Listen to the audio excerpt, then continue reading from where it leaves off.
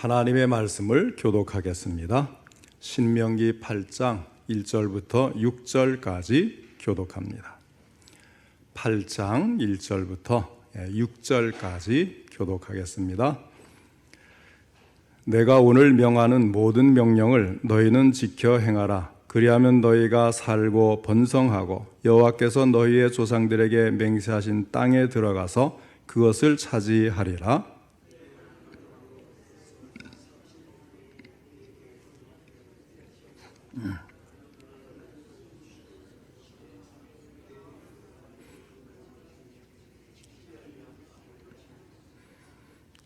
너를 낮추시며 너를 줄이게 하시며 또 너도 알지 못하며 내 조상들도 알지 못하던 만나를 내게 먹이신 것은 사람이 떡으로만 사는 것이 아니요 여호와의 입에서 나오는 모든 말씀으로 사는 줄을 내가 알게 하려 하심이니라.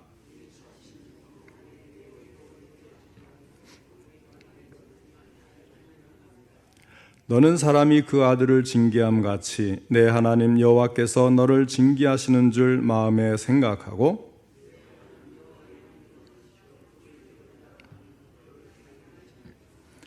아멘. 오늘은 모든 명령을 지켜 행하라 이 제목으로 함께 말씀을 듣겠습니다. 먼저 하나님께 기도드리겠습니다.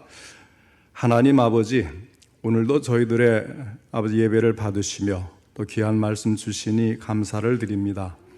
이 말씀을 통해서 저희들에게 들려주시고자 하는 하나님의 음성을 들을 수 있도록 전할 때도 들을 때도 성령님께서 함께 하시고 도와 주옵소서. 듣고 깨달을 수 있게 빛을 비춰 주시오며 깨달은 것을 실천할 수 있도록 믿음도 더해 주시옵소서. 예수님의 이름으로 기도하옵나이다. 아멘.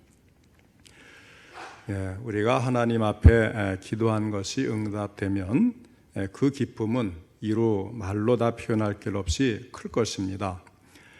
그런데 응답을 받았으니까 모든 것이 끝났다 이렇게 생각하기가 쉽겠지만은 사실은 그렇지가 않습니다.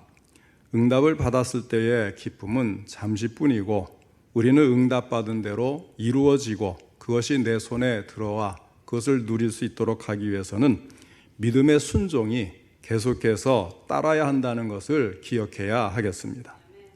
창세기 12장 1절로 3절을 보면 하나님께서 아브라함에게 너는 너의 고향과 친척과 아버지의 집을 떠나 내가 내게 보여줄 땅으로 가라. 내가 너로 큰 민족을 이루고 내게 복을 주어 내 이름을 창대하게 하리니 너는 복이 될지라.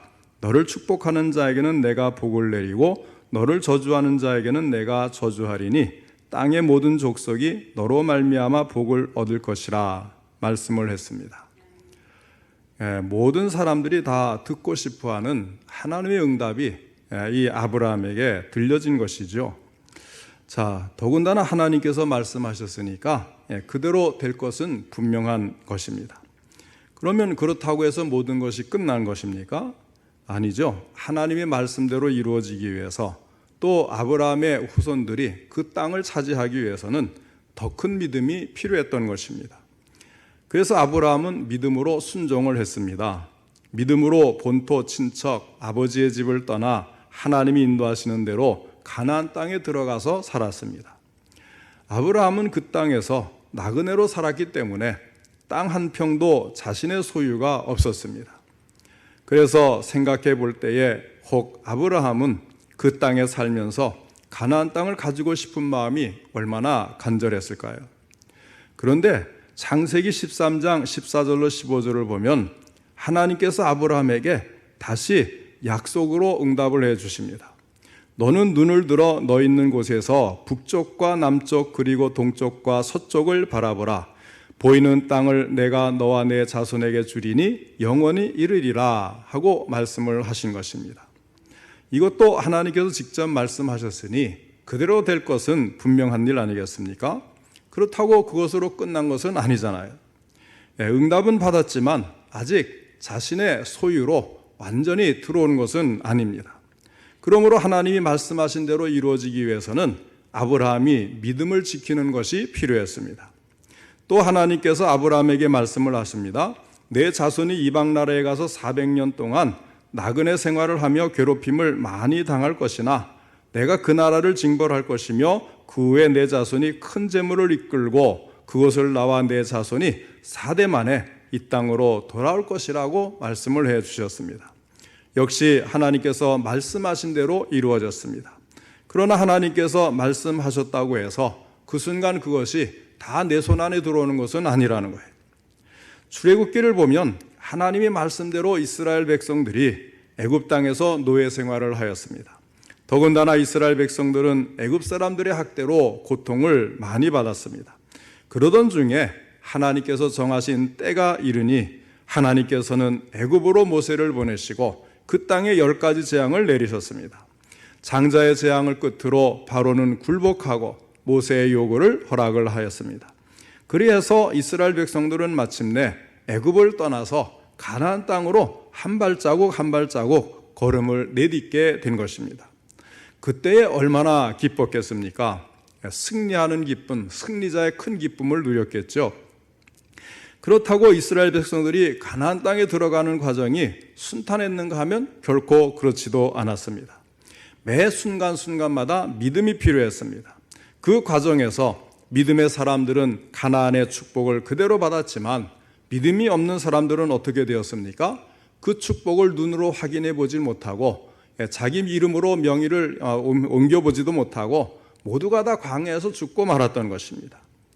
오늘 우리가 천국에 가기 전에 살고 있는 이 세상은 마치 이스라엘 백성들이 광야에서 살았던 삶과 같다고 할 수가 있는 것입니다.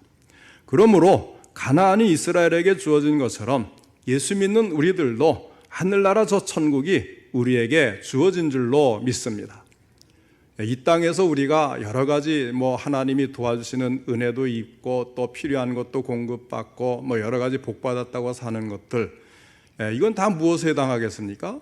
만나를 이제 주신다든지 홍해를 갈라서 걷게 하신다든지 여러 가지 물을 내서 물을 먹게 하시는지 이것에 해당하는 것 아니겠습니까? 그런 그 모든 것을 우리가 하나님께 은혜로 받으면서 계속해서 이 광야길을 걸어가는 최종 목표지는 어디예요? 가나안 땅, 하나님이 우리에게 주시기로 약속한 천국. 우리의 목표는 바로 이 천국인 겁니다. 그래서 하나님께서 약속하신 대로 우리가 예수를 믿고 이 믿음의 길을 걸어가면 반드시 하나님께서 말씀하신 대로 이루어 주시는 거예요. 그렇지만 우리가 천국에 이르기까지 역시 무엇이 필요합니까? 계속된 믿음이 요구가 되는 것입니다. 하나님의 말씀대로 순종하고 늘 감사하며 기뻐하고 찬양하며 사는 생활을 믿음의 생활이라고 한다면 믿음이 없는 생활은 어떤 삶이겠어요? 하나님 말씀에 불순종하고 원망, 불평하며 사는 생활이라고 할 수가 있습니다. 가나안 땅에 가기 전에 광야에서 행했던 이스라엘 백성들의 모습을 보면 오늘날 딱 적용이 되는 거예요. 여호수아나 갈렙처럼 하나님이 우리에게 주셨다. 우리가 하나님을 기쁘시게 하면 반드시 얻을 것이다. 믿음으로 행하는 사람은 결국 가나안도 얻고 하나님께서 주시는 가나안의 큰 땅도 차지하게 되는 것입니다. 그러나 원망 불평하고 하나님의 말씀에 불순종하고 또 거꾸로 또 행하기도 하고 그러면 어떻게 되겠어요? 가나안 땅을 밟아보지도 못하고 광야에서 그들이 죽은 것처럼 이렇게 하나님의 복을 받을 수가 없는 거예요. 그래 안타깝게도 대다수의 이스라엘 백성들이 한 것이 무엇입니까? 광야를 지나면서 하나님 말씀 따라 순종하지 않았던 것입니다. 그 결과 늘 불평, 원망이 많았고 믿음 없는 생활을 하여서 결국 가나안 땅을 하나님으로부터 허락받았음에도 불구하고 그 땅에 들어가지 못하고 광야에서 다 죽고 말았어요. 이 시간에는 이스라엘 백성들이 축복을 받지 못하게 된 이유 4가지를 생각해 보면서 타산지석으로 삼고 우리는 믿음으로 행하여서 약속된 복을 누리는 우리 모든 성도님들 되시기를 바랍니다. 첫째로 지난날에 받은 은혜를 잊어버렸기 때문입니다. 하나님께서 애굽 나라에 재앙을 내리실 때에 이스라엘 백성들을 특별하게 보호해 주셨어요. 그래서 이스라엘 백성들이 머물던 고센 땅은 아무런 재앙도 받지를 않았고 장자도 죽지를 않았습니다. 이렇게 그들은 특별한 하나님의 은혜를 체험했는데도 불구하고 어땠어요? 가나안으로 향하는 도중에 홍해 바다에 이르렀을 때에 하나님을 크게 원망을 합니다. 이제라도 애굽으로 돌아가자고 울부짖었습니다. 이렇게 믿음이 없는 사람들이었어요. 그럼에도 불구하고 하나님은 그들 앞에서 홍해 바다를 갈라지게 하셨습니다. 이 기적적인 사건으로 인해서 이스라엘 백성들은 바다를 육지같이 건너게 되었습니다. 하나님은 이스라엘 백성들을 무사히 홍해를 건너게 하셨는데, 그러나 반대로 그들을 추격해 오던 애국 군대는 어떻게 되었습니까? 하나님께서 물을 다시 원상태로 복구시켜 주니까 다 바다에 수장되고 말았어요. 정말 흥미진진한 순간이죠. 하나님께서 베푸신 이 큰 기적 앞에 이스라엘 백성들은 환호를 하는 거예요. 하나님의 은혜를 소리 높여서 찬양을 했습니다. 막상 큰 기적이 일어나고 자기들은 건짐을 받고 쫓아오던 그 무시무시한 애국 군대들이 다 수장을 당하니까 너무 신이 나서 하나님을 찬양하고 하나님의 은혜가 얼마나 크냐 이렇게 하나님을 높였던 겁니다. 그런데 문제는 뭐예요? 그 구원의 감격이 오래가지 못했던 것입니다. 그들이 그곳을 떠나 불과 사흘 길밖에 가지 않았는데 마라에 이르러서 어떤 일이 벌어집니까? 목이 말라 먹을 물을 찾았지만은 물이 없는 거예요. 더군다나 찾은 물도 써서 먹을 수가 없었다 그랬어요. 그들은 평소의 습관대로 원망하고 불평하기 시작을 하는 것입니다. 바로 사흘 전에 하나님께서 베풀어 주신 홍해를 가르시고 이제 그들을 육지로 건너게 하신 그 큰 은혜를 다 잊어버리고 당장 어려움 있고 힘들다고 해서 원망 불평부터 한 것입니다. 이것이 우리의 모습이 아닌가 싶어요. 하나님께 기도를 했더니 막 일이 잘 풀리고 뭔가 형통하는 것 같고 성공하는 것 같고 그러면 뭐 하나님이 이렇게 도와주셨다고 막 간증을 하면서 굉장히 믿음이 큰 것 같아요. 그렇다고 항상 그런 일만 계속되는 건 아니잖아요. 가다 보면 마라의 쓴 물을 먹을 수도 있고 또 이제 그 물이 없어서 목말라서 애탈 수도 있고 이런 일들이 우리 인생에는 계속 장애물 같이 나타나는 거예요.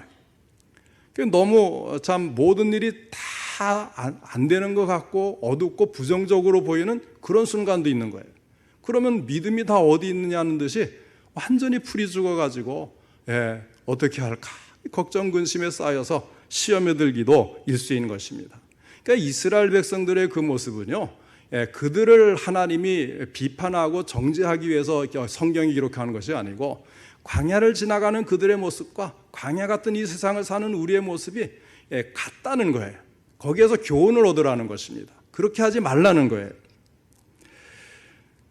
그래도 하나님은 모세의 기도를 들으시고 마라의 쓴물을 단물이 되게 하는 또 큰 역사를 이루어 주시지 않습니까? 오늘날도 과거에 하나님이 베풀어 주신 은혜를 잊어버리고 사는 사람은 언제나 원망 불평이 많게 되어 있습니다. 우리가 지난 세월 가만히 돌이켜보면 어떻습니까? 어려움도 분명히 있었어요. 그렇지만 그동안 베풀어 주신 하나님의 은혜가 얼마나 큰지 다시 한번 돌아보면 그저 감사하고 또 앞으로도 그런 은혜를 주실 것을 우리는 믿을 수가 있게 되는 것입니다. 그러면 지난날 베풀어 주신 은혜가 다시 생각날 때 얼마나 감사하고 또 얼마나 우리 마음을 든든하게 해줍니까? 우리는 항상 베푸신 은혜를 잊어버리지 말고 자꾸만 기억을 해야 돼. 왜냐하면 그 방법대로 또 우리를 이끌어 주실 것이기 때문에. 그래서 항상 감사하는 믿음의 생활하는 우리 모든 성도님들 되시기를 바랍니다. 둘째로는 날마다 베풀어 주시는 하나님의 은혜를 깨닫지 못했기 때문이에요. 지난날 받은 은혜도 크지만 오늘 베풀어 주신 하나님의 은혜가 분명히 있고 그것도 잘 생각해 보면 정말 큰 은혜구나 이런 마음이 들게끔 하나님은 은혜를 계속해서 베풀어 주시거든요. 그래서 여기 2절로 4절에 있는 말씀을 정리하면 이런 것들입니다. 40년 동안 광야의 길을 무사히 걷게 하셨다. 40년 동안 필요한 것도 많고 또 외적에서 또 보호도 받아야 되겠고 여러 가지 어려운 일들이 많았지만 40년을 광야길을 걸어가면서 무사히 걷고 이제 참 가나안 땅에 들어가기 직전에 모압 평야에 모이게 된 것입니다. 그 다음에 음식을 공급할 다른 방법이 없는 상황에서 하늘에서 내리는 만나를 먹이신 거예요. 사실 농사를 짓거나 장사를 하지 않으면 다른 그 부족이나 이런 것을 공격해서 약탈을 해서 먹는 게 역사에 있는 일 아니겠습니까? 그러나 이 광야를 지나면서 지금 200만 명, 300만 명 가까이 되는 사람들을 먹일 만큼 약탈할 대상도 없지만 하나님께서 그런 것을 허용을 하지 않으시니까 그냥 평화롭게 걸어가야 되는 거예요. 그런데 먹을 것이 없는 그 상황에서 하늘에서 하나님이 만나를 내려주신 것을 눈으로 보지 않았습니까? 아침마다 새벽마다 하나님이 내리시는 그 만나를 거두어서 먹기만 하면 영양가 부족하지 않게 살아갈 수가 있는 것입니다. 그 다음에 옷감을 새로이 만들 수 없는 상황에서 40년 동안 의복이 헤어지지 않게 하시는 거예요. 또 광야를 계속 걷는 동안 발도 부르트지 않고 병드는 사람도 없도록 하나님이 지켜주신 것입니다. 생각해 보면 하나하나가 기적이 아닌 것이 없는 거예요. 그런데도 그들은 이것을 깨닫지 못하고 원망하고 불평을 하는 것입니다. 아무리 사랑을 베풀어 주어도 그 사랑을 깨닫지 못하고 전혀 느끼지 못하는 사람은 참으로 불행한 사람입니다. 하나님이 베풀어 주시는 은혜가 무궁무진해도 그 은혜를 제대로 깨닫지 못하고 항상 목말라 하고 답답함을 느끼는 사람은 불만을 많이 하게 되어 있는 거예요. 그러므로 존귀하나 깨닫지 못하는 사람은 멸망하는 짐승 같도다. 시편 49편 20절에 말씀하지 않습니까? 이스라엘 백성들은 하나님으로부터 헤아릴 수 없이 많은 은혜와 사랑을 받았으면서도 이를 깨닫지를 못하는 거예요. 자연히 그들은 감사가 없었고 또 기쁨이 없었습니다. 그러니 조금만 어려움이 와도 하나님을 원망했고 그들의 지도자인 모세에게 불평 불만을 토하고 반항을 했던 것입니다. 그러나 비록 이 세상의 삶이 고생이 되고 또 어려운 일이 많다고 해도 하나님의 은혜를 깨닫는 사람의 마음에는 기쁨이 있습니다. 감사가 있습니다. 그러니 만족할 수 있고 행복하게 살아갈 수가 있는 것입니다. 그 다음에 세 번째는 믿음이 없었기 때문에 늘 원망불평을 하였습니다. 민수기 13장 32절로 33절을 보면 12명의 정탐꾼 중에 10명의 정탐꾼, 대다수가 아니겠어요? 그들이 뭐라고 하냐면 이스라엘 자손 앞에서 그 정탐한 땅을 악평하여 이르되 우리가 두루 다니며 정탐한 땅은 그 거주민을 삼키는 땅이요 거기서 본 모든 백성은 신장이 장대한 자들이며 거기서 네피림 후손인 아낙 자손의 거인들을 보았나니 우리는 스스로 보기에도 메뚜기 같으니 그들이 보기에도 그와 같았을 것이니라. 이렇게 악평을 하는 것입니다. 이에 이스라엘 백성들이 모세와 아론을 원망하기 시작했습니다. 10명의 정탐꾼이 악평을 하고 비관적인 이야기를 하니까 그 200~300만 명 되는 이스라엘 백성들이 다 영향을 받은 거예요. 우리가 애굽 땅에서 죽었거나 이 광야에서 죽었으면 좋았을 것을 어찌하여 여호와가 우리를 그 땅으로 인도하여 칼에 쓰러지게 하려 하는가? 우리 처자가 사로잡히리니 애굽으로 돌아가는 것이 낫지 아니하랴. 그래서 한 지휘관을 세워서 돌아가자 이렇게 외치는 사람들이 많았던 것입니다. 하나님의 말씀대로 믿지 않는 사람, 하나님의 말씀대로 살지 않는 사람에게는 하나님의 역사가 일어날 수가 없는 것입니다. 그러므로 믿음이 없는 사람에게서는 아무것도 기대할 것이 없습니다.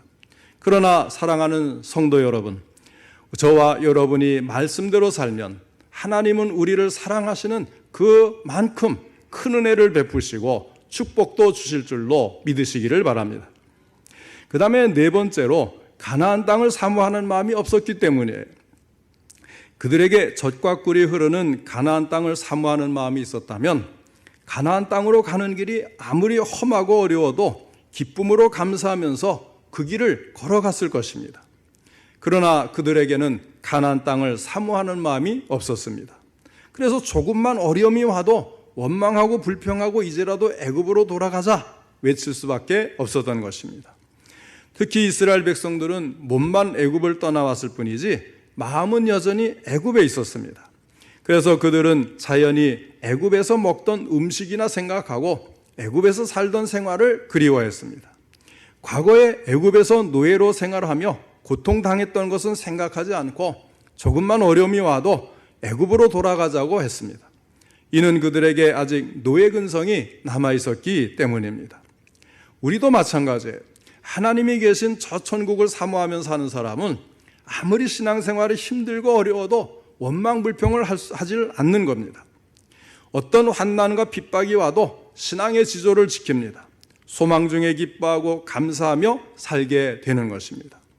그러나 천국을 사모하지 않는 사람은 조금만 어려움이 있어도 원망불평하고 자포자기하고 신앙의 지조를 지키지 못하는 것입니다. 이렇게 세상에 미련을 버리지 못하고 산 그들은 모두가 다 광야에서 죽고 말았습니다. 한번 스스로 한번 물어보세요. 나는 정말 천국을 사모하는가? 천국을 위해서라면 이 땅에 있는 것은 아무것도 없어도 당장 세상 사람들이 말하는 그 불행한 삶을 살아도 나는 천국만 보장된다면 힘차게 그것을 향해 가겠다. 정말 그런 마음이 우리 성도님들 있으십니까? 그런 마음으로 사는 사람이 진정한 그리스도인이고 천국 백성이고 하나님의 자녀인 것입니다. 그러니까 우리 마음에 천국에 대한 확신이 있으면 자연스럽게 천국은 사모하게 되죠. 그곳에만 가면 얼마나 좋을까. 이 모든 것은 다 하나님이 갚아주시고도 남는데 내가 이까지 고생쯤 뭐 대단하다고 이것 때문에 이제 불평하고 또 기죽고 그럴 필요 없잖아.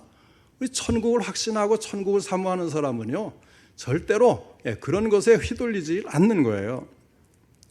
그래서 이런 문제들을 오늘날 우리 자신에게 잘 적용할 필요가 있는 것입니다. 우리는 누구나 문제와 걱정거리가 있을 때에 그것을 가지고 나와서 하나님 앞에 기도를 해요. 그런데 성경을 보면 어떻습니까? 우리의 기도 제목은 이미 응답되어 있다는 사실을 알지 않습니까? 기도하는 것은 된 줄로, 그대로 될 줄로 믿어라. 예수님도 말씀하셨잖아요. 그것은 응답했다는 이야기입니다. 응답되어 있음을 우리는 성경을 보면 알 수가 있어요. 자, 남은 문제는 무엇입니까? 성경에 응답하신 말씀대로 나에게 이루어지도록 내가 그것을 차지하고 소유하고 누리도록 큰 믿음을 가져야 하겠다는 것입니다. 그런데 안타깝게도 이 믿음을 가지지 못했기 때문에 이미 성경에 기록된 축복과 약속의 말씀이 내 것이 되지를 못하는 거예요. 가나안 땅을 이미 이스라엘 백성들에게 주셨는데 약속으로 주신 것은 반드시 차지한다는 거거든요. 그러나 그들 중에 얼마나 많은 사람들이 가나안 땅에 들어가지도 못하고 죽었습니까? 오늘 이 본문 1절에 말씀합니다. 내가 오늘 명하는 모든 명령을 너희는 지켜 행하라. 그리하면 너희가 살고 번성하고 여호와께서 너희의 조상들에게 맹세하신 땅에 들어가서 그것을 차지하리라. 하나님이 차지하리라 한 것은 차지한 줄로 믿으라 그런 이야기거든요. 우리 모두 축복과 약속의 말씀이 반드시 응답된다는 믿음을 가질 뿐만 아니라 더 나아가 믿음으로 감사하며 기뻐하고 찬양하며 순종할 수 있기를 바랍니다. 그러면 하나님은 축복과 약속의 말씀이 하나님께서 하신 말씀이기 때문에 우리 자신의 것이 분명히 될 줄로 믿으시기를 바랍니다. 그렇기 때문에 이제는 실제 응답이 이루어지도록 더 큰 믿음을 달라고 기도하시고 언제나 하나님의 은혜를 잊지 말고 오늘 베풀어 주시는 하나님의 사랑과 은혜도 깨달으시기를 바랍니다.